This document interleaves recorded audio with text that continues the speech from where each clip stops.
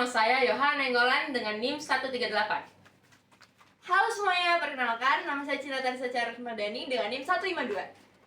Halo semua, perkenalkan nama saya Cevanya Karna Sendoro dengan NIM akhir 158. Dan di sini kita akan menjelaskan dan memberikan contoh terkait teori use and gratification. Ditonton ya teman-teman. Pernah nggak sih kalian melihat seseorang menonton televisi dan ada juga yang mendengarkan radio? Atau di era digital sekarang orang memakai sosial media yang beragam. Dan kalian pernah nggak sih bertanya-tanya mengapa individu tersebut menggunakan media itu?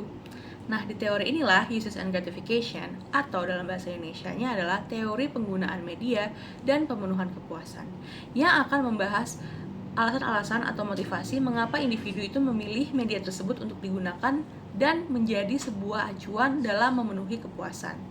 Teori ini diciptakan oleh Elihu Katz, yang dimana didasari oleh pertanyaan yang awalnya itu adalah apa yang media lakukan kepada individu. Tetapi Elihu Katz ingin melihat dari perspektif lain, yaitu dengan membalikkan pertanyaannya menjadi apa yang individu lakukan terhadap media. Jadi Elihu Katz itu menganggap bahwa seorang individu itu memiliki motivasi, memiliki kesadaran dalam memilih sebuah media untuk digunakan dan dijadikan sebuah alat untuk memenuhi kepuasan mereka. Karena media itu bersifat persuasif, media itu memberikan efek kepada seorang individu, tetapi efek itu belum tentu sama.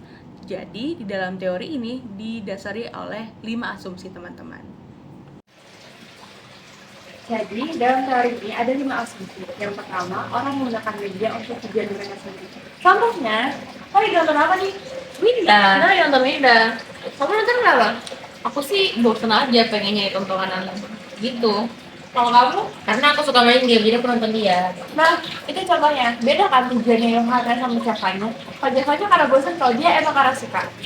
Itu dia contohnya. Yang kedua, orang menggunakan media untuk memenuhi kebutuhan. Sedangkan kebutuhan setiap orang itu nggak melulu sama kan, bisa berbeda-beda. Contohnya seperti, kalian pada buka apa tuh? Shopee. Ngapain mau Shopee? Aku sih lagi nyari kebutuhan kos, mau beli keperluan kos. Kalau aku sendiri sih jualan barang-barang yang aku mau jual. Beda kan, yang satunya mau beli, satunya menjual. Yang satunya biar dapetin kebutuhannya, satunya untuk dapat uang dari hasil jualannya. Itu contohnya. Nah, selain 2 asumsi itu, ada asumsi yang ketiga, yaitu media bersaing untuk perhatian dan waktu kita. Sebagai contoh, temen aku yang tadi, dia tuh bener-bener udah scroll TikTok selama 5 hari non-stop. Aku sebagai teman mulai khawatir dong, ini gimana kalau mata medisnya dia nambah, kalau dia sakit, kalau dia sampai lupa makan dan sebagainya.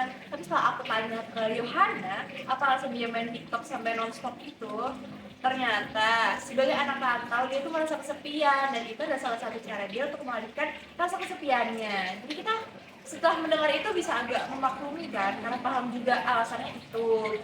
Nah, lanjut ke asumsi yang keempat. Media dapat mempengaruhi orang yang berbeda dengan cara yang berbeda. Sebagai contoh nih, kan tau gak sih film yang baru-baru ini rilis yang judulnya How to Make Millions Before Grandma Dies? Kan kalau nonton film itu tipe yang mana nih? Kalau Cevanya, Kalau aku sih nonton karena sekarang lagi viral. kalau Hana, Aku sih nonton karena ada artis favorit aku. nah, itu dia contoh dari media dapat menarik minat setiap orang dengan cara yang berbeda. Untuk asumsi yang terakhir, yaitu asumsi kelima, orang dapat melaporkan penggunaan medianya dan motivasi penggunaan media tersebut secara akurat. Nah, jadi kalau kalian pengen tahu alasan atau motivasi seseorang menggunakan media, kalian bisa melakukan wawancara atau survei secara langsung untuk mendapatkan jawaban yang langsung dan pasti. Contohnya nih, contohnya aku nanya dong, kamu main X buat apa ya? Aku tuh main X karena aku merasa tuh aplikasi X buat dapetin informasi yang akurat dan informasi itu gampang banget dan X tuh orangnya lucu. Nah, dengan kayak wawancara langsung, kayak yang aku lakuin barusan ke Cevanya, kan bisa dapat jawaban yang pasti dan langsung dan akurat, spesifik juga kan jawabannya. Itu salah satu contohnya. Nah, di teori uses and gratification ini juga terdapat 8 tipologi yang dimana dicetuskan oleh Alan Rubin pada tahun 1981 untuk mengetahui motivasi atau alasan apa yang mendasari individu menggunakan sebuah media. Tipologi ini diciptakan hasil dari survei yang dilakukan Alan Rubin pada saat itu, yang dimana pada era itu media yang dominan digunakan adalah televisi. Jadi tipologi ini itu adalah hasil dari sebuah survei mengapa individu menggunakan televisi. Tetapi pada era sekarang juga bisa diaplikasikan loh teman-teman. Tipologi yang pertama yaitu passing time atau individu menggunakan media untuk menghabiskan waktu. Contohnya, aku punya kegiatan di jam 1 siang, sedangkan sekarang masih jam 11 pagi. Gimana caranya aku mau menghabiskan waktu aku tetapi melakukan aktivitas, yaitu dengan menggunakan media, contohnya dengan menonton YouTube atau kita explore Instagram atau bahkan scroll TikTok.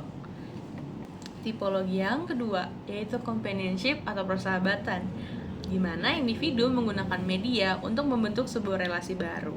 Contohnya, aku menggunakan media itu dapat bertemu teman baru melalui dari sebuah komunitas film, komunitas game, atau bahkan komunitas sesama penggemar K-pop.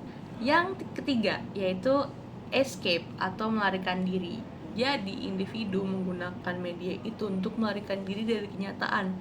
Contohnya aku seorang mahasiswa. Aku tuh pasti memiliki banyak tugas. Jadi, aku bisa aja melarikan diri dari tugas-tugas aku dengan bermain TikTok. Alih-alih menyelesaikan tugas aku. Lalu tipologi yang keempat ada enjoyment atau kenikmatan, yang dimana experience dalam menggunakan media akan memberikan rasa kenikmatan atau kesenangan kepada individu yang menggunakan media. Lalu tipologi yang kelima, social interaction atau interaksi sosial, yang dimana media di sini itu dijadikan sebagai topik pembicaraan pada saat individu sedang melakukan interaksi atau berinteraksi dengan orang lain, yang dimana kita membicarakan isu-isu sensasional yang didapatkan dari internet.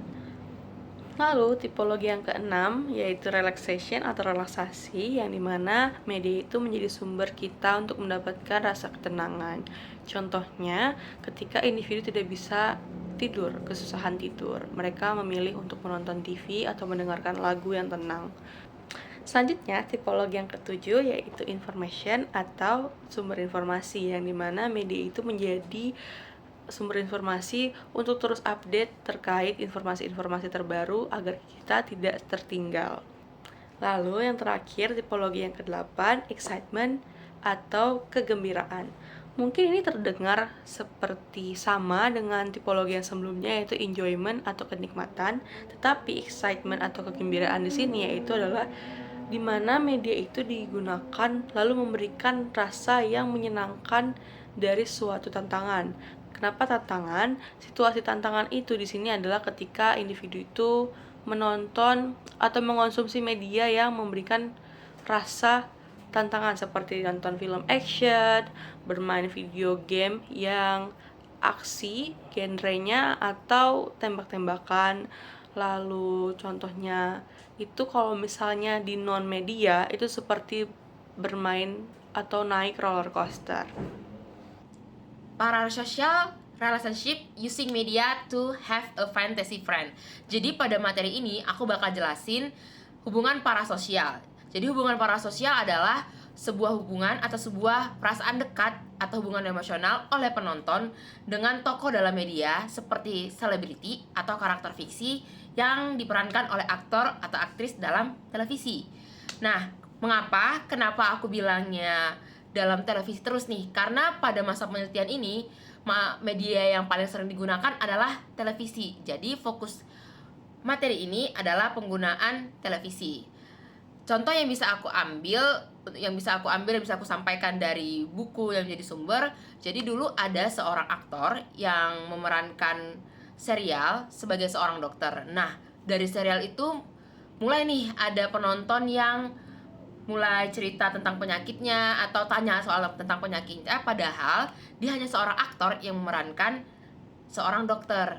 Nah, kita bisa lihat dari sini kalau penonton bisa memunculkan rasa trust, rasa percaya dengan aktor aktris karena peran yang diperankan oleh aktor aktris tersebut. Nah, selanjutnya, Beyond TV uses ingress in the new age of media. Nah, tadi kan aku tuh udah jelasin nih hubungan parasosial dalam penggunaan media televisi. Nah, setelah itu terjadi pergeseran nih dari televisi ke platform media sosial di mana para penikmat media atau para penggemar melakukan interaksi dengan tokoh-tokoh media melalui media sosial. Nah, contoh yang bisa aku berikan ini ketika film Star Wars dimulai tayang, ada akun Twitter yang dari sebuah karakter visi dari film tersebut yang bernama The Luke Lonely Skywalker, yang tentu saja itu bukan dimainkan oleh karakter visi tersebut, tapi para penonton, tapi para penggemar ikuti akun tersebut untuk melakukan interaksi dengan akun tersebut. Padahal ya kita semua tahu akun ini tentu saja tidak dimainkan oleh karakter visi tersebut. Atau contoh yang bisa saya berikan adalah ketika para penggemar Korea atau K-popers menggunakan aplikasi Bubble, di mana artis Korea dan penggemar memungkinkan untuk saling bertukar pesan. Tapi tentu saja tidak seperti itu, di mana artis Korea mengirim pesan secara broadcasting dan penggemar bisa mengirimkan pesan, jadi seolah-olah mereka sedang melakukan interaksi, padahal tentu saja tidak. Tentu saja artis Korea belum tentu membaca dan membalas pesan dari penggemar tersebut. Nah, dari sini kita bisa lihat hubungan parasosial yang ada dalam penggunaan media sosial. Nah, dari fenomena ini, S. Syam Sundar mengungkapkan bahwa teknologi seperti media sosial ini tuh ada atau muncul bukan untuk memenuhi kebutuhan yang sudah ada, namun menciptakan kebutuhan yang dicari oleh penggunanya. Contohnya penggunaan media sosial seperti Twitter, di mana para penggemar memungkinkan untuk melakukan interaksi dengan idola mereka. Nah, ini tuh memunculkan kebutuhan interaksi si penggemar dengan idolanya. Begitu.